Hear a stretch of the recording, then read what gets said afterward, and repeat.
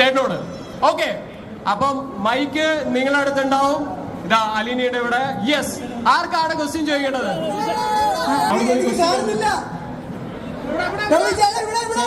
ചേട്ടാ അവിടെ ഒരു ക്വസ്റ്റ്യൻ എവിടെ?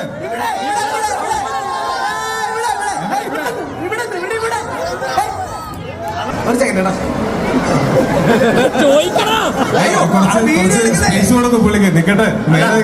അയക്കുട്ടി മുടിയൊക്കെ ശരിയാക്കുന്നാട്ടോ.